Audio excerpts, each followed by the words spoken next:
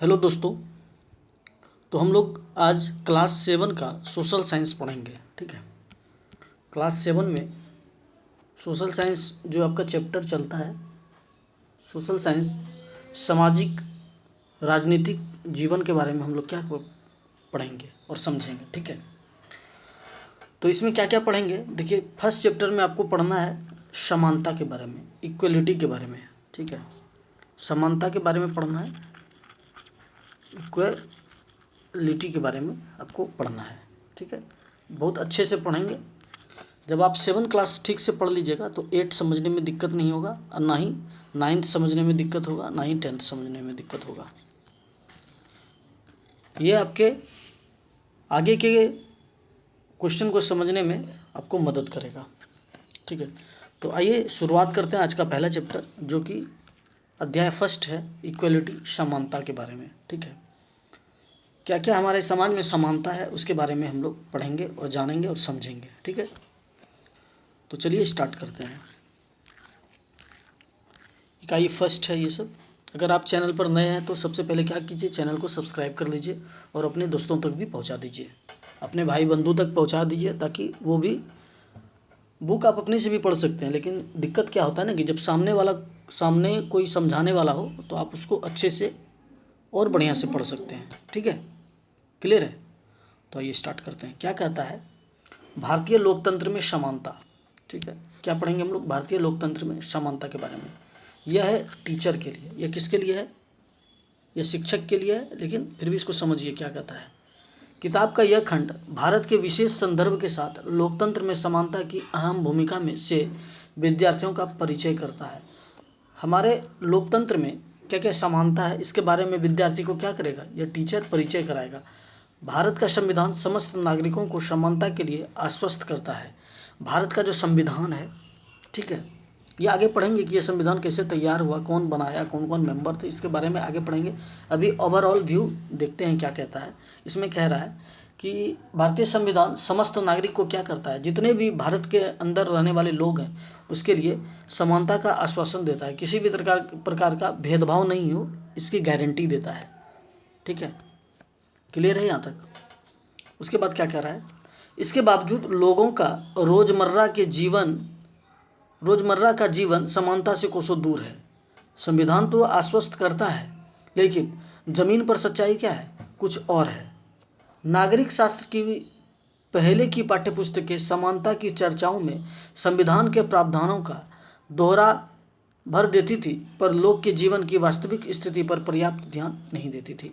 मतलब बुक में तो लिखा हुआ है, संविधान में सब चीज़ लिखा हुआ है, लेकिन धरातल पर इसका इम्प्लीमेंट नहीं हो पा रहा है। यह इकाई एक अलग ढंग से समानता की चर्चा को प्रस्तुत करती है। कहता है इसमें जो है आप समानता के बारे में एक अलग तरीके से पढ़ेंगे। विभिन्न समुदायों द्वारा आज भी कई प्रकार से असमानता का जो व्यवहार किया जाता है और भोगा जाता है, उसके माध्यम से समानता की ज़रूरत को इसमें उभारा गया है। ठीक है, कुछ वर्ग क्या करते हैं, समानता नहीं मानते हैं और किसी वर्ग को इसके ये असमानता का भाव हमेशा झेलना पड़ता है। उसी के बारे में हम लोग चर्चा करेंगे। क्लियर है? इसमें मैं किसी भी वर्ग का ना तो बड़ाई करूँगा, ना तो उसकी डिमेरिट बताऊँगा आपको। ठीक है, इसमें जो बुक में दिया हुआ है आपके एनसीईआरटी में, उसमें जो चीज़ लिखा हुआ है एज यूजुअल मैं आपको बता रहा हूँ। ठीक है, पहला अध्याय विद्यार्थी को कांता ओम प्रकाश वाल्मीकि और अंसरी दंपत्ति से मिलवाता है। पहले अध्याय में आपने पढ़ा होगा कांता के बारे में, ओम प्रकाश वाल्मीकि के बारे में, अंसारी दंपत्ति के बारे में पढ़ा होगा, जिन्होंने अलग अलग तरह से क्या किया, असमानता का अनुभव किया। उनको क्या क्या असमानता मिला, इसके बारे में आप लोग पढ़ चुके हैं। इनके अनुभव के जरिए हम मानवीय गरिमा की अवधारणा का क्या देंगे, परिचय दे रहे हैं। असमानता को दूर करने के लिए जरूरी कानून और नीतियां बनाने में सरकार की भूमिका की चर्चा हम यह दिखाने के लिए कर रहे हैं कि मौजूदा असमानता को मिटाने की प्रतिबद्धता सरकार के काम का एक बड़ा हिस्सा है। ठीक है, और क्या पढ़ेंगे इसमें, इस अध्याय में हम संक्षिप्त रूप से संयुक्त राज्य अमेरिका में असमानता के मुद्दे को भी देखते हैं। मतलब संयुक्त राज्य अमेरिका में श्वेत के लिए जो आंदोलन हुआ था उसके बारे में भी क्या करेंगे, मुद्दे को देखते हैं। और यह स्पष्ट कर रहे हैं कि असमानता एक विश्वव्यापी क्या है, असमानता एक विश्वव्यापी मुद्दा है और लोकतंत्र देशों में देखने को मिलती है। क्लियर है?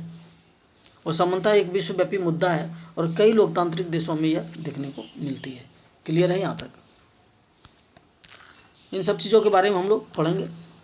ठीक है, और क्या है इस इकाई का दूसरा अध्याय, इस इकाई का दूसरा अध्याय क्या कह रहा है,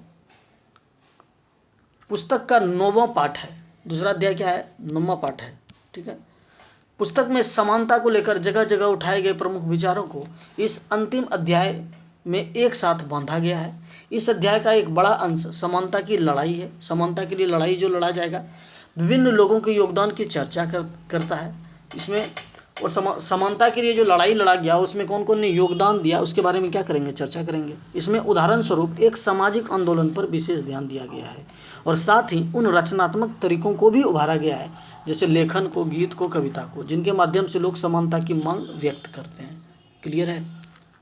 और क्या कह रहा है, इन दोनों ही अध्यायों का उद्देश्य, इन दोनों अध्याय का उद्देश्य क्या है, इन दोनों अध्यायों का उद्देश्य क्या है, विद्यार्थी को यह समझाने में मदद करता है कि समानता और लोकतंत्र की अवधारणाएं गतिमान है। समानता, इक्वलिटी और लोकतंत्र की अवधारणाएं क्या है, वह गतिमान है, स्थिर नहीं। ऐसा नहीं कि वो समानता अगर चल रहा है तो यह स्थिर हो गया है, स्थिर हो गया है, यह गतिमान है। इनकी गतिमयता इस बात से ही दिखाई देती है कि सरकार को समानता के लिए नए नए क्या करने पड़ते हैं, कानून और कार्यक्रम बनाने पड़ते हैं और विभिन्न आर्थिक सामाजिक मुद्दों पर लोगों के आंदोलन चलते रहते हैं। ठीक, जैसे कांता, ओम प्रकाश वाल्मीकि, अंसारी दंपत्ति और तवा मत संघ, इन सभी के अनुभवों जैसे ही विभिन्न स्थानीय अनुभव हर जगह मौजूद होंगे। ठीक, इस इकाई में नीति अवधारणाओं को विद्यार्थी के लिए अधिक प्रासंगिक, व्यवहारिक और उपयुक्त बनाने के लिए स्थानीय स्थितियों का क्या किया हवाला दिया जाता है। कक्षा में समानता के मुद्दे पर चर्चा होना शिक्षक से एक ऐसी संवेदना और दृढ़ प्रतिबद्धता की मांग करता है जिससे प्रत्येक विद्यार्थी की गरिमा अक्षुण्ण बनी रहे। ठीक है, यहाँ तक क्लियर है? यह तो एक ओवरऑल दिया हुआ था। अब अध्याय यहाँ से स्टार्ट होता है। ठीक, इसमें से देखिए कुछ लोगों के बारे में बताया जा रहा है। जैसे ये कौन है, छोटे किसान है। यह व्यक्ति कौन है, यह एक छोटा किसान है। ठीक है, ये कौन है, मंजीत कौर है। ये कौन है, यह मंजीत कौर है और वो क्या है, शिक्षिका है। मंजीत कौर क्या है, वह एक शिक्षिका है। ठीक है, और ये कौन है, तेजा सिंह। ये क्या है, व्यापारी हैं। तेजा सिंह क्या है, व्यापारी हैं। ठीक है, बिजनेसमैन है तेजा सिंह। अब गिरीश, ये देखिए ये गिरीश जी हैं। ये क्या है, ये स्टूडेंट हैं, छात्र हैं। और यह मोहतरमा कौन है, यह कांता देवी है। यह घरेलू कामगार हैं। क्लियर है? और यह मैडम कौन है, यह है सुजाता कुमारी, घरेलू कामगार। ठीक, चुनाव के दिन क्या होता है, इन्होंने क्या देखा कि जिस दिन इलेक्शन था, चुनाव के दिन कांता, जो कि क्या है, कांता कौन है, एक घरेलू कामगार, घर में काम करने वाली महिला, और उसकी दोस्त सुजाता भी की कौन है, घरेलू कामकाज करने वाली महिला, वोट डालने की बारी का इंतजार कर रही है। आप भी वोट देने गए होंगे तो इंतजार किए होंगे कि आपका नंबर कब आएगा। ठीक है, तो क्या लिखा हुआ है कि चुनाव के दिन कांता और उसकी दोस्त सुजाता वोट डालने की बारी का इंतजार कर रही थी। ठीक है, इसी बीच इंतजार कर रही थी तो पीछे इसने कुछ देखा होगा, उसके बारे में चर्चा करती है कि कहती है कि कितनी अच्छी बात है ना सुजाता, कि हम सब अपने देश के समान नागरिक के रूप में वोट डाल सकते हैं। जैन साहब भी हमारे साथ इसी लाइन में खड़े हैं। यह कौन है, यह है जैन साहब। ठीक, जैन साहब, यह कौन है, जैन साहब। मतलब यह काम करने वाली महिला सुजाता और कांता जो है उसके पीछे में कौन खड़ा है, तो जैन साहब। जैन साहब कौन है, देखिए जैन साहब अभी आपने देखा, जैन साहब कौन है, तो एक साहब होंगे जिसके घर में ये लोग काम करती होगी। ठीक है, उसी के बारे में बात हो रहा है। तो क्या कहती है, चल कांता अब तेरी बारी आ गई। यह कहती है, सुजाता कहती है कांता कि जाओ अब तुम्हारी बारी आ गई, वोट दो। मैं तो उसे वोट दूंगी जिसने हमारे मोहल्ले में पानी की पाइपलाइन लाने का वादा किया है। तो कांता बोलती है कि हम वोट किसको देंगे, जो हमारे लिए काम किया है। अब वोट उसी को देना चाहिए जो हमारे लिए काम करेगा। ठीक है, ये चित्र में ये सब दिया हुआ है। अब्दुल रहमान कौन है? कारीगर है। शबनम बानो गृहिणी है। गैसी लॉरेंस परामर्शदाता है। मतलब ये विभिन्न प्रकार के लोग हैं, ठीक है। तो आइए पढ़ते हैं क्या दिया हुआ है। कह रहा है कि भारत कैसा देश है? एक लोकतांत्रिक देश है। भारत कैसा है? एक लोकतंत्रीय देश है, ठीक है। यहाँ लोकतंत्र है, अगर किसी राजा का शासन नहीं है बल्कि लोगों का शासन है, इसीलिए इसको लोकतंत्र बोला जाता है। भारत कैसा देश है? तो भारत एक लोकतंत्र देश है। कक्षा 6 की पुस्तक में हमने लोकतांत्रिक सरकार के मुख्य तत्वों के बारे में क्या था पढ़ा था, जैसे लोगों की भागीदारी, संघर्षों का शांतिपूर्ण समाधान, समानता और न्याय। समानता लोकतंत्र की मुख्य विशेषता है। आपसे पूछा जाए कि लोकतंत्र की मुख्य विशेषता क्या है, तो आप क्या बोलिएगा? लोकतंत्र की मुख्य विशेषता है समानता, ठीक है। लोकतंत्र हमें क्या, किसकी गारंटी देता है? तो समानता की क्या देता है? गारंटी देता है। इसकी कार्य प्रणाली के सभी पहलुओं को प्रभावित करती है। इस अध्याय में आप समानता के बारे में और अधिक जानेंगे। यह क्या है लोकतंत्र के लिए, यह आवश्यक क्यों है, और भारत में सब समान है या नहीं। हम कांता की कहानी से चर्चा आरंभ करते हैं, ठीक है। पहले ये पढ़ना था, ठीक है। कैसे समान है, यह कांता की कहानी से हम लोग पढ़ेंगे। यहाँ तक हो गया। अब देखिए अब क्या कहता है, कुछ देर बाद क्या होता है। कुछ देर बाद में आना कांता जी नमस्ते साहब, ठीक है। यह क्या है? यह किसके बारे में चर्चा हो रहा है? देखिए जैन साहब क्या है? उद्योगपति हैं, ठीक है। यह उनके घर में कांता और सुजाता क्या काम करती होगी, ठीक है। बाद में आना कांता, जब वोट डालने के बाद ये चले गए जैन साहब, ठीक है। ये जैन साहब यहाँ पे हैं, जैन साहब चले गए हैं, तो जैन साहब क्या कहते हैं? बाद में आना कांता।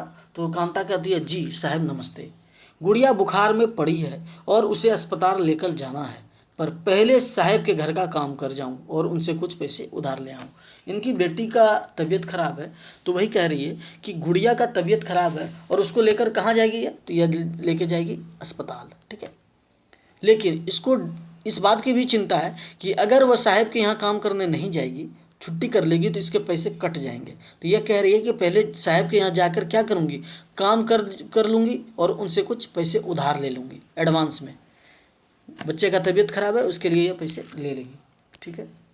अब देखिए घर पर क्या कंडीशन होता है। लो यह पी लो, कुछ अच्छा लगेगा तुझे, और मैं जब शाम को लौटूंगी तो अपन अस्पताल चलेंगे, ठीक है। यह जो है अपनी बेटी को कहती है काम करने जाने से पहले कि इसको कुछ गर्म पानी वगैरह दे रही होगी। कहती है कि बेटी लो इसको पी लो, ठीक है, इसको कह रही है। और जब हम शाम को काम करके आएंगे तो हम लोग कहाँ चलेंगे तुमको लेकर? हम लोग चलेंगे अस्पताल, ठीक है। गुड़िया बार बार बीमार नहीं पड़ेगी तो और क्या होगी? यह जब रास्ते में जाती है तो सोचते हुए जाती है कि बच्चे बीमार क्यों नहीं पड़ेंगे। यह बात ये क्यों बोल रही है? तो इसलिए बोल रही है कि इस बस्ती में तो कभी साफ सफाई होती ही नहीं है। जहाँ गंदगी रहेगी वहाँ बीमारी, ऑब्वियस बात है, बीमारी होगा ही। तो वही अब महिला बोल रही है कि हमारी बेटी बीमार क्यों ना पड़े। ये कटाक्ष करती है कि साफ सफाई होगा तो बीमार नहीं पड़ेगी, साफ सफाई नहीं हो रहा है, गंदगी है, इसीलिए यह बोल रही है बीमार पड़ना तो लाजमी है ही, ठीक है। अब देखिए अब ये चली जाती है सफाई करने, कोनों को अच्छे से साफ करना। यह मालकिन जैन साहब की वाइफ है, इसको हुक्म दे रही है कि कोनों को साफ सफाई, कोना जो रहता है घर का कोना, उसका साफ सफाई अच्छे से करना। अब देखिए, ठीक है। अब मताधिकार की समानता के बारे में हम लोग पढ़ेंगे कि अब यहाँ पे देखिए यहाँ पे समानता नहीं है। ये कौन है? तो ये काम करने वाली महिला है। ये कौन है? साहब है। तो यहाँ पे समान तो नहीं है, लेकिन जब वोट देने गई थी तो सब क्या था? इक्वल था। यहाँ पे अगर सुजाता है तो यहाँ पे कांता है, इसके पीछे जैन साहब है, इसके पीछे उद्योगपति हैं, इसके पास फलना है, इसके पास चिल्ला है, इसके पास ढिमका है, इसके पास ढलाना है। सब कोई क्या है? एक लाइन में है। तो यहाँ पे क्या दिख रहा है? यहाँ पे तो समानता दिख रहा है, ठीक है। उसी के बारे में हम लोग चर्चा करेंगे। तो आइए अब कहानी को शुरू करते हैं। क्या कह रहा है कि कहानी का प्रारंभ कांता के वोट देने की लाइन में खड़े होने से होता है। यह स्टोरी का प्रारंभ कहाँ से होता है? जब कांता वोट देने के लिए क्या होती है? प्रारंभ कांता के वोट देने की लाइन से खड़े होने से होती है। फिर क्या है कि पुनः उन विभिन्न लोगों की ओर देखो, ठीक है। आपको कह रहा है कि उन सभी लोगों को देखो जो उसके साथ लाइन में खड़े हैं, ठीक है, कह रहा है कि कांता के साथ और सुजाता के साथ जो लाइन में खड़े हैं उसके बारे में आप चिंतन कीजिए। कांता अपने मालिक अशोक जैन को पहचान लेती है। मालिक को तो पहचानेगा ही, कांता क्या करती है, वो अशोक जैन को पहचान लेती है और अपने पड़ोसी छोटे लाल को भी, और अपने पड़ोसी, उसका पड़ोसी छोटे लाल जो थे उनको भी पहचान लेती है। भारत जैसे एक लोकतंत्रीय देश में सब वयस्कों को मत देने का अधिकार है। वयस्क का मतलब है, यहाँ पे वयस्क का मतलब है 18+, जिसकी उम्र 18+ हो गई है, उसी को क्या बोला गया है, एडल्ट। ठीक है, इसको क्या बोलते हैं इंग्लिश में, इसको बोलते हैं एडल्ट या वयस्क। क्लियर है, एडल्ट या वयस्क। ठीक है, तो हमारा लोकतंत्र क्या कहता है, सबको, जितने भी वयस्क हैं सबको क्या देने का, मत देने का अधिकार दिया है, चाहे उनका धर्म कोई भी हो, चाहे वो हिंदू हो, मुस्लिम हो, सिख हो, ईसाई हो, पारसी हो, जैन हो, कोई भी हो, उसको क्या देता है, मत देने का अधिकार। आप अपना वोट देकर अपने पसंदीदा व्यक्ति को चुन सकते हैं।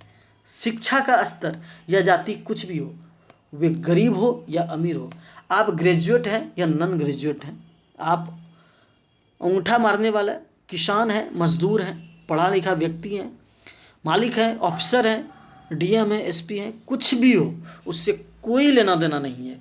एक वोट देने का अधिकार अगर उनको है तो एक वोट देने का अधिकार आपको भी है। तो ये लोकतंत्र क्या दे रहा है हमको, समानता दिखा रहा है। इसे जैसा कि आप पिछले वर्ष की पुस्तक में पढ़ चुके हैं, इसको क्या बोलते हैं, तो इसको बोलते हैं सार्वभौमिक वयस्क मताधिकार। इसको क्या बोलते हैं, सार्वभौमिक वयस्क मताधिकार। इसको क्या बोलते हैं, सार्वभौमिक वयस्क मताधिकार। ठीक है, कहा जाता है। और यह सभी लोकतंत्र की आवश्यक पहलू है। यह क्या है, सभी लोकतंत्रों की आवश्यक पहलू है।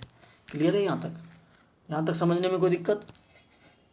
थोड़ा तेजी से पढ़ेंगे क्योंकि अगर आप धीरे धीरे पढ़िएगा तो बहुत लंबा वीडियो बन जाता है। अब देखिए क्या कह रहा है, सार्वभौमिक वयस्क मताधिकार का विचार समानता के विचार पर आधारित है। यह जो है सार्वजनिक वयस्क मताधिकार का अधिकार जो है, विचार जो है, यह किस पे आधारित है, यह समानता पर आधारित है, क्योंकि यह घोषित करता है कि देश का हर वयस्क, चाहे वह स्त्री हो या पुरुष, चाहे उसका आर्थिक स्तर या जाति कुछ भी क्यों ना हो, एक वोट का हकदार है, चाहे वो किसी भी धर्म से रहेंगे, अमीर, गरीब, पढ़ा लिखा, मूर्ख, कुछ भी हो, सबको एक वोट देने का ही अधिकार है। ऐसा नहीं है कि जो अमीर वर्ग के लोग हैं वो 2 वोट दे देंगे, ठीक, ऐसा नहीं है। लोकतंत्र हमें एक वोट देने का अधिकार देता है। कांता वोट देने के लिए बहुत उत्सुक थी। ठीक, कांता जो लोकतंत्र का पर्व भी बोला जाता है, जब वोटिंग का समय आता है तो लोकतंत्र का पर्व भी इसको बोला जाता है। सभी व्यक्ति को अपना मत जरूर देना चाहिए। तो उसी में कह रहा है कि कांता जो थी वह बहुत उत्सुक थी, एक्साइटेड थी। किस लिए एक्साइटेड थी वह, कि उसको वोट देना था, और यह देखकर बहुत खुश है कि अन्य सबके बराबर है, क्योंकि उन सब के पास भी एक वोट है। मतलब इसको समाज में यह बराबरी नहीं मिलता होगा, यह बराबरी इसको आज मिल रहा है जब वो लाइन में खड़ी हुई है। ठीक, इसीलिए वह ज़्यादा उत्सुक है। परंतु जैसे जैसे दिन बीतता जाता है, कांता के मन में समानता के वास्तविक अर्थ के बारे में शंका होने लगती है। जैसे जैसे इसके लाइफ में कोई इंसिडेंट, कोई घटना घटता होगा, तो ये समानता, जब ये लाइन में खड़ी थी तो इसको समानता पर गर्व होता होगा, लेकिन जब यह और निजी जीवन में इसके बारे में कुछ घटना घटती होगी तो इसको इसके वास्तविक अर्थ के बारे में क्या होता होगा, शंका होता होगा, डाउट होता होगा। क्लियर है यहाँ तक? चलिए अब देखिए क्या कहता है, वह क्या बात है जिसने कांता के मन में शंका पैदा कर दी। ऐसा क्या बात हो गया जो कांता के मन में शंका पैदा कर दिया? तो आओ उसके जीवन की दिनचर्या देखें। अब वो उसके डेली रूटीन के बारे में हम लोग देखेंगे। किसके बारे में? तो कांता के बारे में। ठीक है, किसके बारे में हम लोग? कांता के बारे में। कांता कौन है? एक घरेलू कामकाज महिला। ठीक है, क्लियर है? क्लियर है? चलिए, कांता जो है वह एक झोपड़पट्टी में रहती है। कांता कहाँ रहती है? झोपड़पट्टी। ठीक, और उसके घर के पीछे एक नाला है। उसके घर के पीछे में क्या है? एक नाला है। उसकी बेटी बीमार है। कांता की बेटी क्या है? बीमार है, परंतु वह अपने काम से एक दिन भी छुट्टी नहीं ले सकती है। वह अपने काम से एक दिन भी छुट्टी नहीं ले सकती है। क्यों नहीं ले सकती है? क्योंकि उसे अपने मालिक से बच्ची को डॉक्टर के पास ले जाने के लिए पैसे उधार लेने हैं। अगर वो छुट्टी कर देगी तो मालिक उसको पैसे नहीं देगी। ठीक है। घरेलू काम की नौकरी उसे क्या करती है? थका देती है और अंततः उसके दिन की समाप्ति फिर लंबी लाइन में खड़े होकर होती है। घरेलू काम जो करती है उनका भी शरीर है, वो भी क्या होती है? थकती है। जैसे आप काम करने से थकते हैं, हम काम करने से थकते हैं, तो हमारे और आपके घर में काम करने वाली महिला जो है वो भी थकती ज़रूर है, लेकिन आप उसे पैसे देते हैं, इसीलिए आपको उसकी थकावट नज़र नहीं आती है। क्लियर है? सरकारी अस्पताल के सामने लगी यह लाइन उस लाइन से भिन्न है जिसमें वह सुबह लगी थी, क्योंकि इस लाइन में खड़े अधिकांश लोग गरीब थे। यह कह रही है कि यह जो बेटी को दिखाने के लिए, यह कांता जो है, यह बेटी को दिखाने के लिए अस्पताल जब गई तो यह लाइन जो है उस लाइन से बिल्कुल भिन्न थी, क्योंकि इसमें सिर्फ गरीब लोग ही खड़े हैं। अमीर लोग सरकारी हॉस्पिटल नहीं जाएगा। ठीक है, वो क्या कहाँ जाएगा? प्राइवेट हॉस्पिटल जाएगा। लेकिन वोट देने में क्या था? अमीर और गरीब सब कोई एक साथ लगे थे। तो वही कांता को अफसोस होती है, ये सोचती है कि यह लाइन तो वह लाइन से बिल्कुल भिन्न है। ठीक है। फिर क्या होता है? कांता को पैसा मांगते ही है, पहले से पैसे मांगने की आदत मत बना, समझी? मैडम इसको डांट कर बोलती है, कांता लो बेटी की तबीयत खराब है, पैसे ले लो, लेकिन हमेशा जो है आदत मत बनाओ पैसे मांगने की। तो यह कांता डर के मारे बोलती है, जी मैडम नहीं बनाऊंगी, बस जरा सी देर और बेटी। ये क्या होता है? जब ये लाइन में लगी होगी बेटी को दिखाने के लिए ओपीडी में, सरकारी हॉस्पिटल में ओपीडी होता है जहाँ पे आप विभिन्न प्रकार के इलाज करवा सकते हैं। तो यह बेटी पूछ रही होगी कि माँ और कितनी देर में डॉक्टर साहब हमें देखेंगे? तो वो बोलती है, बस जरा सी देर और बेटी। जैन मैडम और जैन साहब वोट डालने के लिए लाइन में बड़े ही खड़े रहे हो, पर अपने बच्चों के इलाज के लिए उन्हें लाइन में लगने की आवश्यकता नहीं पड़ती होगी। कांता यह सोच रही है कि जैन साहब और जैन मैडम जो उनके जिनके वो घर में वो काम करती थी, यह कह रही है कि वो लोग भले ही उस लाइन में खड़े थे वोट देने के लिए, लेकिन इस लाइन में वो लोग कभी खड़े नहीं होंगे। ठीक है, नहीं होंगे। या तो वो अप्रोच से दिखा लेंगे या तो वो प्राइवेट हॉस्पिटल में दिखा लेंगे। यहाँ तक क्लियर है? अब देखिए अन्य प्रकार की असमानता क्या है। अन्य प्रकार की असमानता, कांता उन बहुत से लोगों में से एक है जो भारतीय लोकतंत्र में रहते हैं और जिन्हें मताधिकार प्राप्त है, लेकिन जिनका दैनिक जीवन और कार्य करने की स्थितियां समानता से बहुत दूर है। कह रहा है कि लोकतंत्र तो समानता का भाव उत्पन्न करवाता है। जब वोट देने के लिए कांता गई थी तो वह सभी के साथ एक लाइन में बराबरी में खड़ी थी, लेकिन यह दैनिक जीवन में क्या है? स्थिति समान नहीं है। दैनिक जीवन में उसको असमानता का भाव हमेशा देखने को मिलता होगा। निर्धन होने के कारण, क्यों? क्योंकि वह गरीब है।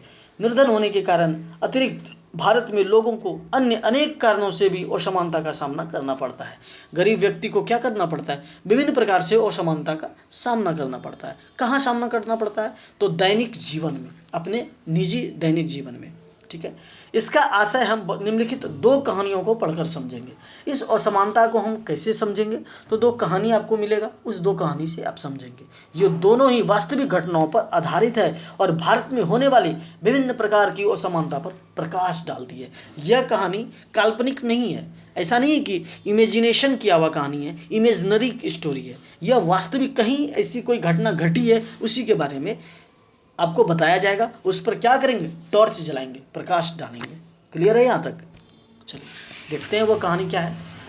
भारत में कह रहा है कि भारत में सामान्यतः प्रचलित असमानताओं में से एक है जातिगत व्यवस्था।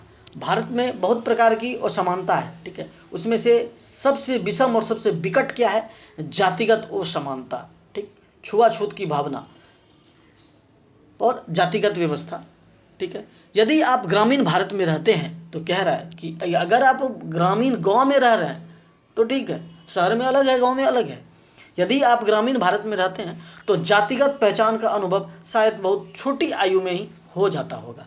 मतलब अब कह रहा है कि अगर आप गांव में रहते हैं तो ऊंची जाति, नीची जाति, छोटी जाति, बड़ी जाति, अमीर गरीब, यह सब चीज़ों की पहचान आपको बहुत ही कम आयु में मिल गई होती। वैसे कोई जात छोटा और बड़ा नहीं होता, यह उसके कर्म पर डिपेंड करता है। यह तो चला आ रहा है जिसको आदमी और समाज ढो रहा है, लेकिन जब सभी लोग शिक्षित हो जाएंगे तो उम्मीद है यह जातिगत व्यवस्था एक दिन समाप्त हो जाएगी, और इसे समाप्त होना भी चाहिए। यदि आप भारत के शहरी क्षेत्र में रहते हैं, कह रहा है कि अगर आप गांव में अगर रहते हैं तो आपको बच्चे में पता चल जाता है कि कौन किस कास्ट का है, किस जाति का है। लेकिन अगर आप शहर क्षेत्र में रहते हैं तो शायद यह सोचेंगे कि लोग अब जात पात में क्या नहीं करते, विश्वास नहीं करते। परंतु जरा एक प्रमुख समाचार पत्र के वैवाहिक विज्ञापन के कॉलम को देखिए तो आप पाएंगे कि उच्च शिक्षा प्राप्त शहरी भारतीयों के दिमाग में भी जाति कितनी महत्वपूर्ण है। ठीक है, कह रहा है कि शादी विवाह के लिए जो इश्तिहार दिया जाता है उसमें आप समझ जाएंगे कि पढ़ा लिखा लोग भी क्या है, जात पात करते हैं। जैसे एक देखिए इश्तिहार दिया हुआ है कुर्मी के बारे में। कुर्मी एक जाति है, कुर्मी क्षत्रिय के बारे में।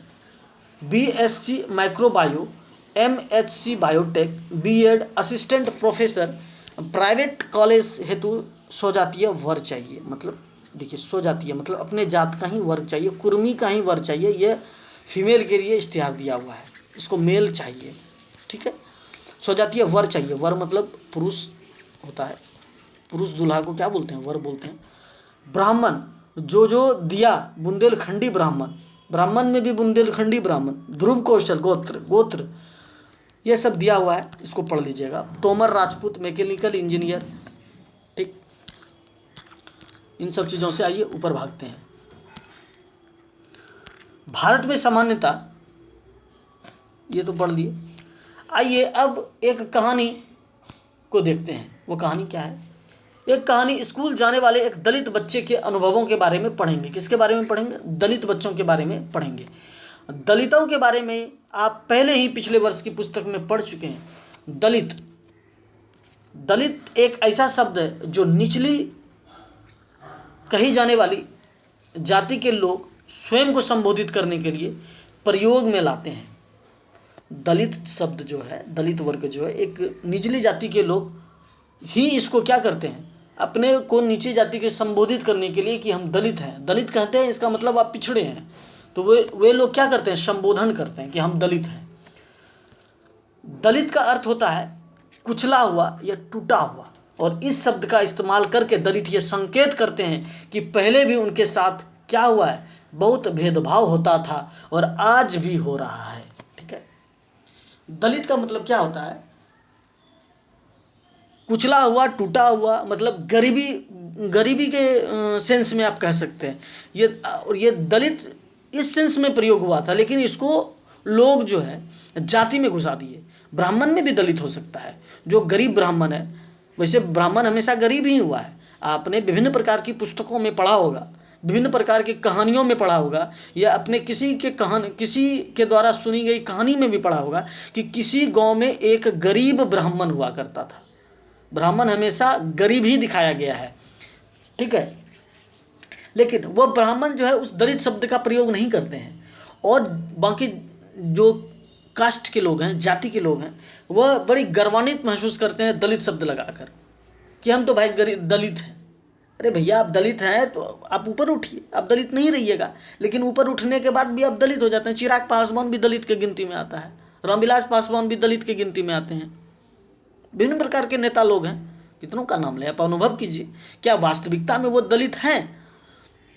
उनको तो इस दलित शब्द को छोड़ देना चाहिए, लेकिन उन्होंने भी इस दलित शब्द को पकड़ा हुआ है।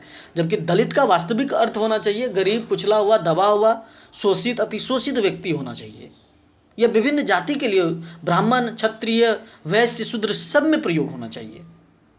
ठीक है, जैसे ओम प्रकाश वाल्मीकि जी के बारे में देखिए। ओम प्रकाश वाल्मीकि, इनका जन्म हुआ था 1950 में। ठीक है, भारत जब आज़ाद हो गया तब हुए थे, और 2013 में इनका मृत्यु हो गया था। तो ओम प्रकाश वाल्मीकि जी क्या थे? एक प्रसिद्ध लेखक थे। क्या थे? एक राइटर थे। उनकी आत्मकथा का नाम है जूठन। नोट कर दीजिएगा, ये आपसे पूछा जा सकता है।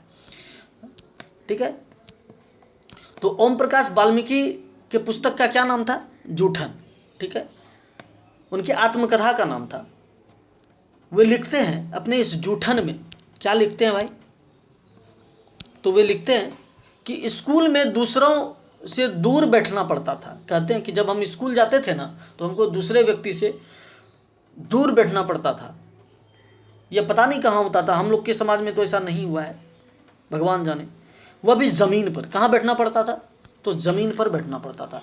यह किसके बारे में चर्चा हो रहा है, तो यह ओम प्रकाश वाल्मीकि की आत्मकथा है जूठन, उसके बारे में चर्चा हो रहा है। ठीक है, उसमें इन्होंने इस घटना का जिक्र किया है कि जब हम स्कूल जाते थे तो हमको अलग बैठना पड़ता था दूसरे व्यक्ति से, और वह भी कहाँ बैठना पड़ता था, तो ज़मीन पर बैठना पड़ता था।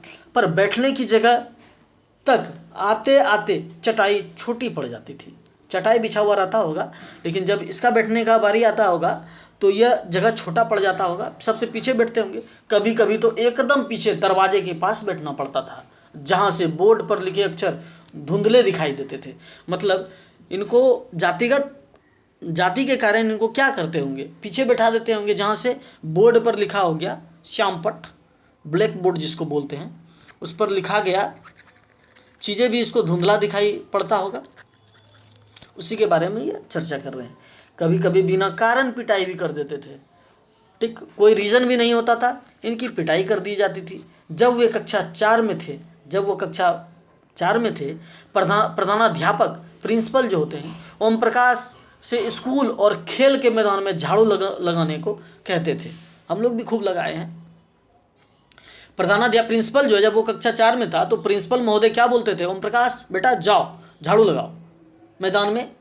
वे लिखते हैं लंबा चौड़ा मैदान मेरे वजूद से कई गुना बड़ा था, मतलब जिसे साफ करने से मेरी कमर दर्द होने लगती थी। मतलब मैदान कैसा था, लंबा चौड़ा था, जिससे ओम प्रकाश वाल्मीकि कक्षा 4 में पढ़ रहे हैं तो वो छोटे होंगे, कमज़ोर भी होंगे, और आर्थिक स्थिति इनकी अच्छी नहीं थी तो कमजोरी तो होगा ही। ठीक है, और इन्हीं से काम करवाया जाता था, जिसके कारण इनको क्या होता था, कमर में दर्द हो जाता था। ठीक है, धूल से क्या होता था, चेहरा सिर अट गया था मतलब पूरा लिपापोती हो गया था, मुंह के भीतर धूल घुस गई थी, और धूल क्या हो गया था, डस्ट क्या हो गया था, मुंह में चला गया था। मेरी कक्षा में बाकी बच्चे पढ़ रहे थे। यह सब घटना जब घट रहा था ओम प्रकाश वाल्मीकि जी के साथ, तो और बाकी बच्चे जो उनके साथ पढ़ने वाले थे वो क्या कर रहे थे, वो कक्षा में बैठ के पढ़ाई कर रहे थे, और मैं झाड़ू लगा रहा था। और यह क्या कर रहे थे, यह झाड़ू लगा रहे थे।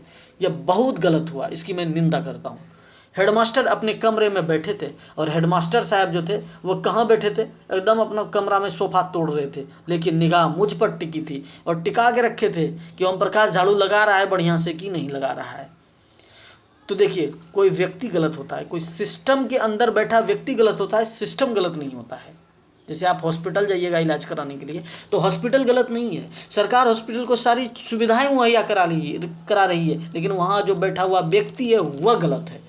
वह अगर सही ढंग से काम करे, तो वह अगर सुचारू ढंग से काम करे तो किसी को कोई दिक्कत नहीं होगा, लेकिन सरकारी इज सरकारी।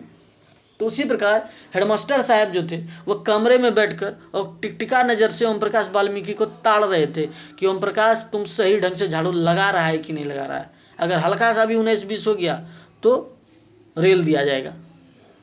ये गलत हो रहा था।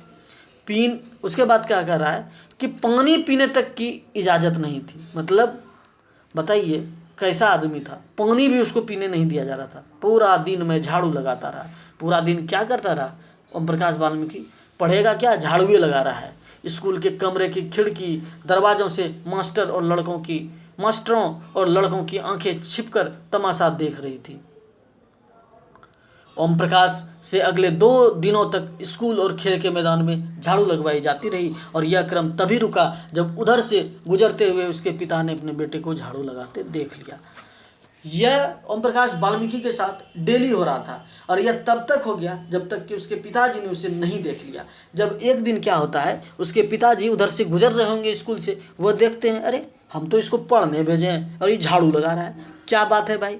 तो उनके पिताजी ने शिक्षकों का साहसपूर्वक सामना किया, और ओम प्रकाश का हाथ पकड़कर स्कूल से बाहर जाते हुए ऊंचे स्वर में सबको सुनाते हुए कहा, मास्टर हो इसलिए जा रहा हूँ, पर इतना याद रखिए मास्टर, यहीं पढ़ेगा इसी मदरसे में, और यूँ ही नहीं इसके बाद और भी आवेंगे और पढ़ने को। मतलब ये अपने लैंग्वेज, लोकल लैंग्वेज में बोल रहे हैं कि आप मास्टर हो इसीलिए आपको छोड़ रहे हैं, अगर मास्टर नहीं रहते तो आपको भी रेल दिया जाता।